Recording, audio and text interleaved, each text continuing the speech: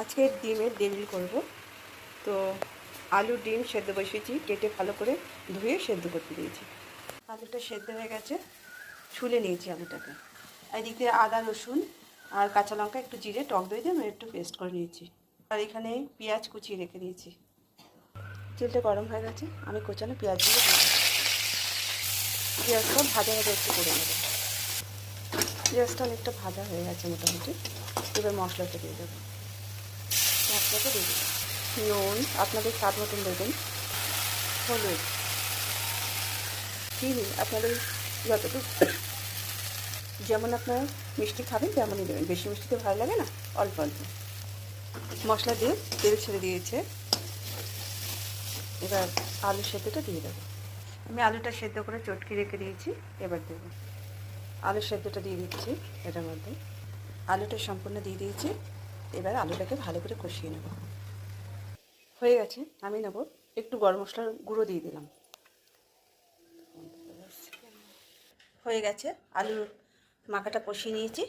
এর ফলে আর ডিমটা এবার ছুলবো। ডিমটা আমি মাঝখানে কেটে নিয়েছি। এবার এগুলো সম্পূর্ণ তৈরি করতে হবে, তারপরে থাকবে। কিছু বানানো হচ্ছে, হাফ করেছি ডিমটা, কিন্তু আমি পুরো ডিমটাকে কভার করে দিয়েছি দিয়ে দেখো বন্ধুরা, পুরো কভার করে দিয়েছি ডিমটা আলু দিয়ে।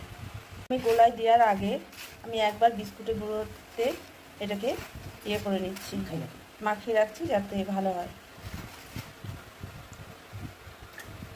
এটা বেসন আর অ্যারারুট দিয়ে গোলাটা বানিয়েছি। আর এই যে ডিমগুলো তৈরি করেছি, আর ওগুলো কিছু ডিমগুলো রেডি করে রেখে দিয়েছি, এখন ভাজবো।